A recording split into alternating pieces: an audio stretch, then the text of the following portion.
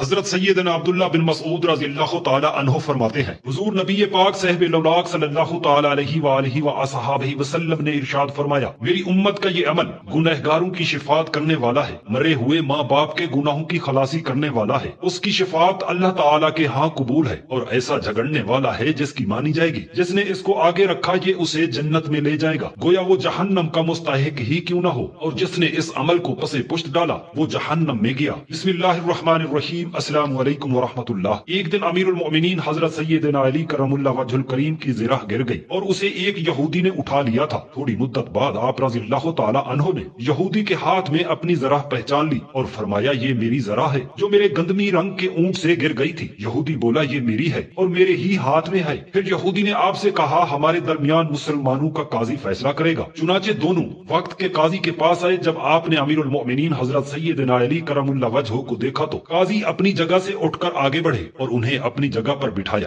آپ رضی اللہ تعالی عنہ نے فرمایا، اگر میرا متقابل کوئی مسلمان ہوتا تو میں ضرور مجلس میں اس کے برابر ہی بیٹھتا، لیکن میں نے حضور نبی پاک صاحب لولاک صلی اللہ تعالی علیہ وآلہ وسلم سے سنا ہے کہ نشست گاہ میں یعنی کفار کے برابر نہ بیٹھو اور انہیں تنگ راستے کی طرف مجبور کر دو۔ اگر وہ تمہیں گالی دے تو انہیں مارو اور اگر وہ مارے تو تم اسے قتل کر دو۔ پھر قاضی نے عرض کی، یا امیر المؤمنین آپ کیا فرماتے ہیں؟ آپ رضی اللہ تعالی عنہ نے فرمایا، میری ذرا میرے ایک گندمی رنگ کے اونٹ سے گر گئی تھی جو کہ اس یہودی نے اٹھا لی ہے۔ قاضی نے کہا، اے یہودی تم کیا کہتے ہو؟ اس نے کہا، یہ ذرا میری ہے اور میرے ہاتھ میں ہے۔ پھر قاضی نے کہا، یا امیر المؤمنین خدا کی قسم آپ نے بالکل سچ فرمایا، وہ ذرا آپ ہی کی ہے، لیکن دو گواہ بھی ضروری ہیں۔ چنانچہ حضرت علی رضی اللہ تعالی عنہ نے اپنے غلام قمبر اور اپنے صاحبزادے حضرت سیدنا امام حسن رضی اللہ تعالی عنہ کو بلایا تو ان دونوں نے گواہی دے دی کہ یہ ذرا آپ ہی کی ہے۔ قاضی نے کہا، آپ کے غلام کی گواہی تو ہم قبول کر لیتے ہیں، لیکن آپ کے صاحبزادے کی گواہی آپ کے حق میں قابل قبول نہ ہوگی۔ حضرت علی رضی اللہ تعالی عنہ نے فرمایا، ایک قاضی تمہاری ماں تم سے محروم ہو، کیا تم نے امیر المؤمنین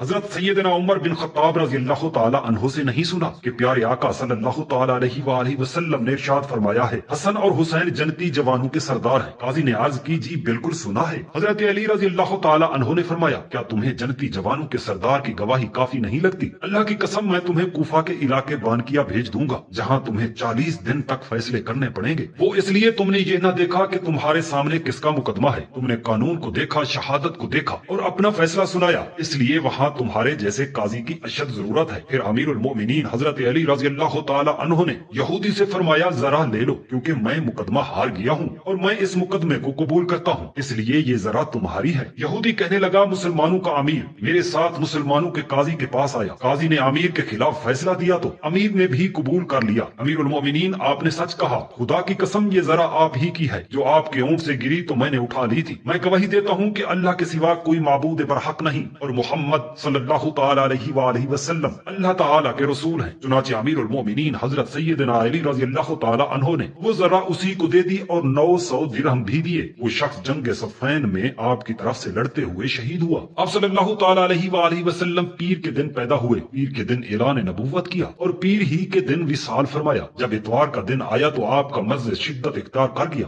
آپ صلی اللہ تعالی علیہ وسلم نے حضرت بلال رضی اللہ تعالی عنہ کو اذان کا حکم دیا۔ وہ اذان دینے کے بعد دروازے پر کھڑے ہو کر کہنے لگے، السلام علیکہ یا رسول اللہ، یعنی اللہ آپ پر رحم فرمائے۔ پیارے آقا نے اپنے غلام کی آواز سن لی، لیکن حضرت سیدہ فاطمہ الزہرا رضی اللہ تعالی عنہا نے فرمایا، اے بلال، حضور نبی رحمت صلی اللہ تعالی علیہ وسلم شدید بیماری میں مبتلا ہیں۔ حضرت سیدنا بلال رضی اللہ تعالی عنہ مسجد میں چلے گئے۔ جب صبح کی سفیدی پھوٹنے لگی تو حضرت سیدنا بلال رضی اللہ تعالی عنہ نے کہا، اللہ کی قسم جب تک میرے آقا حکم نہ فرما دے میں نماز نہیں پڑھوں گا۔ چنانچہ دوبارہ در دولت پر حاضر ہو کر عرض کی، السلام علیکہ یا رسول اللہ، اللہ آپ پر رحم فرمائے۔ آپ صلی اللہ تعالی علیہ وآلہ وسلم نے اپنے غلام کی صدا سن کر ارشاد فرمایا، اے بلال، اللہ کے رسول شاید شدید بیمار ہے، مسجد جاؤ اور ابو بکر کو میرا حکم دو کہ لوگوں کو نماز پڑھائیں۔ حضرت بلال رضی اللہ تعالی عنہ دونوں ہاتھ سر پر رکھے واپس مڑے اور یہ کہتے جاتے، ہائے اللہ مدد فرما، میری امید ٹوٹ گئی، میری کمر ٹوٹ گئی، کاش میری ماں نے مجھے جنا ہی نہ ہوتا، اگر میں پیدا ہو بھی گیا تھا تو کاش مجھے یہ دن دیکھنا نصیب نہ ہوتا۔ پھر کہنے لگے، اے ابو بکر سنتے ہو،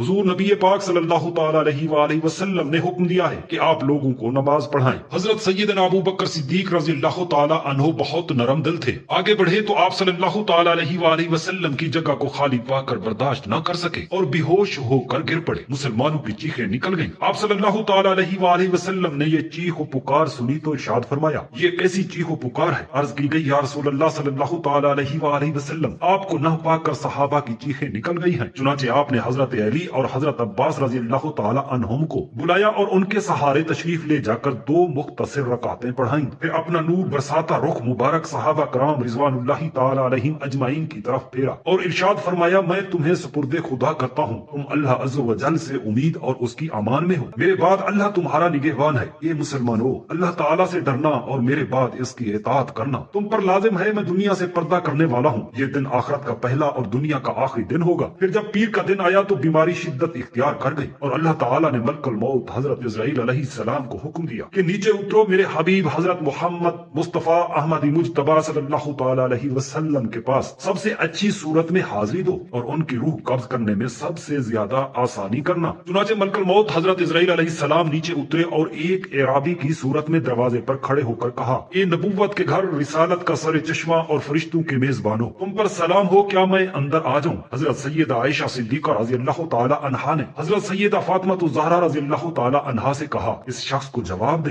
آپ نے فرمایا اے اللہ کے بندے، تیرا آنا سبب رحمت ہو اور اللہ تعالی تجھے اجر دے۔ حضور نبی اکرم صلی اللہ تعالی علیہ وسلم تو اپنی ذات میں مشغول ہیں، یعنی شدید بیمار ہیں۔ تو ملک الموت حضرت اسرائیل علیہ السلام نے دوبارہ ندا دی تو سیدنا عائشہ صدیقہ رضی اللہ تعالی عنہا نے کہا فاطمہ رضی اللہ تعالی عنہا اس شخص کو جواب دے۔ چنانچہ حضرت سیدہ فاطمہ الزہرا رضی اللہ تعالی عنہا نے فرمایا اے اللہ کے بندے، تیرا آنا سبب رحمت ہو اور اللہ عز و جل تجھے اجر دے۔ حضور نبی کریم صلی اللہ تعالی علیہ وآلہ وسلم تو اپنی ذات میں مشغول ہیں۔ تو پھر ملک الموت حضرت اسرائیل علیہ السلام نے تیسری مرتبہ کہا اے نبوت کے گھر، رسالت کا سر چشمہ اور فرشتوں کے میزبانوں، تم پر سلام ہو، کیا میں اندر آ جاؤں؟ میرا اندر آنا ضروری ہے۔ آپ صلی اللہ تعالی علیہ وسلم نے ملک الموت حضرت اسرائیل علیہ السلام کی آواز سن لی اور فرمایا بیٹی فاطمہ دروازے پر کون ہے؟ حضرت فاطمہ الزہرا رضی اللہ تعالی عنہا نے عرض کی یا رسول اللہ صلی اللہ تعالی علیہ وسلم، کوئی شخص ہے جو اندر آنے کی اجازت چاہتا ہے۔ ہم نے اسے 2 بار جواب دیا ہے، لیکن جب اس نے تیسری مرتبہ ندا دی تو میرے رونگٹے کھڑے ہو گئے اور سانسیں پھول گئیں۔ آپ صلی اللہ تعالی علیہ وسلم نے ارشاد فرمایا بیٹی فاطمہ، جانتی ہو دروازے پر کون ہے؟ یہ لذتوں کو گرانے والا، جماعتوں کو توڑنے والا، میاں بیوی میں جدائی ڈالنے والا،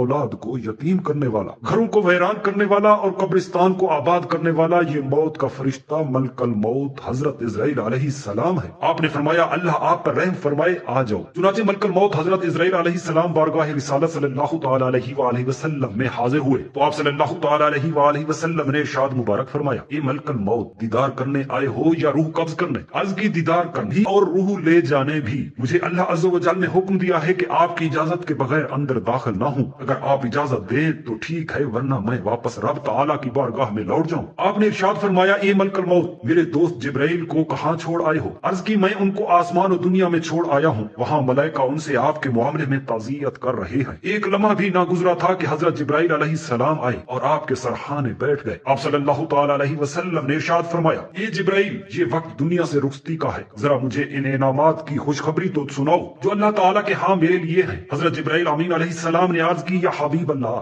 آپ کو خوشخبری ہو میں اس حال میں آیا ہوں کہ تمام آسمانوں کے دروازے کھول دیے گئے ہیں، فرشتے صفے بنا کر پھولوں اور سلاموں کے نذرانے لیے خوش آمدید کہتے کھڑے ہیں اور آپ کی روح پر نور پر سلام بھیج رہے ہیں۔ آپ علیہ السلام نے ارشاد فرمایا تمام تعریفیں میرے رب کو۔ آپ نے ارشاد فرمایا اے جبرائیل اور خوشخبری دو۔ حضرت جبرائیل علیہ السلام نے عرض کی آپ کو خوشخبری ہو کہ جنتوں کے دروازے کھول دیے گئے ہیں، اس کی نہریں جل تھل کر رہی ہیں، درخت جل ملا رہے ہیں اور اس کی حور میں سج سمر کر آپ کی مبارک روح کا انتظار کر رہی ہیں۔ ارشاد فرمایا تمام تعریفیں میرے رب کے لیے ہیں۔ اے جبرائیل اور خوشخبری دو۔ عرض کی روز قیامت آپ سب سے پہلے شفاعت کرنے والے ہیں اور سب سے پہلے آپ ہی کی شفاعت قبول کی جائے گی۔ آپ صلی اللہ تعالی علیہ وآلہ وسلم نے فرمایا تمام تعریفیں میرے رب کریم کے لیے ہیں۔ اے جبرائیل مزید خوشخبری دو۔ حضرت جبرائیل امین علیہ السلام نے عرض کی اے میرے دوست، آپ کسی چیز کے بارے میں پوچھ رہے ہیں؟ ارشاد فرمایا اپنے رنج و غم کے بارے میں کہ میرے بعد تلاوت قرآن کرنے والوں کا کون ہوگا، رمضان کے روزے رکھنے والوں کی دیکھ بھال کون کرے گا، بیت اللہ کا حج کرنے والوں کا خیال کون رکھے گا، اور میرے بعد میری لاڈلی امت کا پرسان حال کون ہوگا۔ اللہ اکبر۔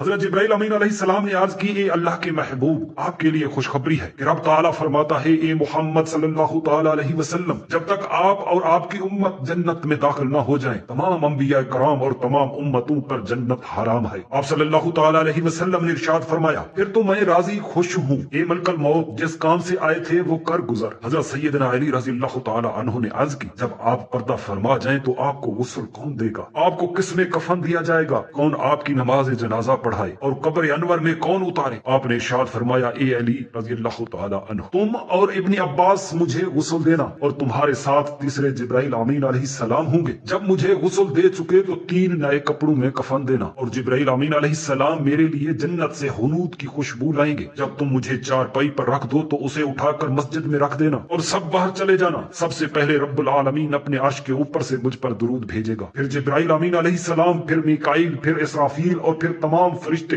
گروہ در گروہ درود بھیجیں گے۔ پھر تم لوگ آ جانا اور صفے بنا کر درود پڑھنا اور کوئی ایک بھی آگے نہ آئے، یعنی کوئی امام نہ بنے۔ آپ کی نور نظر لخت جگر حضرت سیدہ فاطمہ الزہرا رضی اللہ تعالی عنہا نے عرض کی، آج تو جدائی کا دن ہے، اب میں آپ سے کب ملوں گی؟ آپ نے ارشاد فرمایا اے میری بیٹی، اب تم قیامت میں میرے حوض پر مجھ سے ملاقات کرو گی، وہاں اپنے امتیوں کو سیراب کر رہا ہوں گا۔ عرض کی یا رسول اللہ صلی اللہ تعالی علیہ وآلہ وسلم، اگر آپ کو حوض پر نہ پاؤں تو ارشاد فرمایا پھر تم میزان پر آ جانا، میں وہاں اپنی امت کی شفاعت کر رہا ہوں گا۔ عرض کی یا رسول اللہ صلی اللہ تعالی علیہ وآلہ وسلم، اگر آپ کو وہاں بھی نہ پاؤں تو ارشاد فرمایا پل صراط پر آ جانا، میں وہاں دعا کر رہا ہوں گا اے میرے رب میری امت کو دوزخ سے سلامت رکھ۔ اتنے میں ملک الموت حضرت اسرائیل علیہ السلام آگے بڑھے اور روح نکالنا شروع کی۔ جب روح مبارک گھٹنوں تک پہنچی تو آپ صلی اللہ تعالی علیہ وآلہ وسلم کی زبان مبارک سے آہا نکلی، اللہ اکبر۔ جب ناف تک پہنچی تو آپ نے ہائے تکلیف فرمایا، اللہ اکبر۔ تو آپ کی لخت جگر حضرت فاطمہ الزہرا رضی اللہ تعالی عنہا نے عرض کی، بابا حضور آج آپ کی تکلیف میری تکلیف ہے۔ جب روح مبارک سینے تک پہنچی تو آپ نے ارشاد فرمایا یہ جبرائیل، موت کی کڑواہٹ بہت شدید ہے۔ حضرت جبرائیل علیہ السلام نے اپنا رخ پھیر لیا، اللہ اکبر۔ تو آپ صلی اللہ تعالی علیہ وآلہ وسلم نے ارشاد مبارک فرمایا یہ جبرائیل امین، کیا میری طرف دیکھنے کو ناپسند کر رہے ہو؟ حضرت سیدنا جبرائیل علیہ السلام نے عرض کی اے میرے دوست، بھلا کس میں اتنی تاب ہے کہ آپ کو موت کی سختیوں میں دیکھ سکے؟ حضرت سیدنا عبداللہ بن مسعود رضی اللہ تعالی عنہ فرماتے ہیں حضور نبی پاک صاحب لولاک صلی اللہ تعالی علیہ وآلہ وصحابہ وسلم نے ارشاد مبارک فرمایا قرآن پاک شفاعت کرنے والا ہے، اس کی شفاعت اللہ کے ہاں قبول ہے، اور ایسا جھگڑنے والا ہے جس کی مانی جائے گی، جس نے اس کو آگے رکھا یہ اسے جنت میں لے جائے گا، گویا وہ جہنم کا مستحق ہی کیوں نہ ہو، اور جس نے اس مقدس کتاب کو پسے پشت ڈالا وہ جہنم میں گیا۔ اللہ تبارک و تعالی سے دست ادب، گری اوزاری، عاجزی و انکساری سے دعا کرتے ہیں میرے پروردگار میرے تمام مسلمان بہن بھائیوں کے بچوں کو اللہ پاک اپنے حفظ و امان میں رکھے،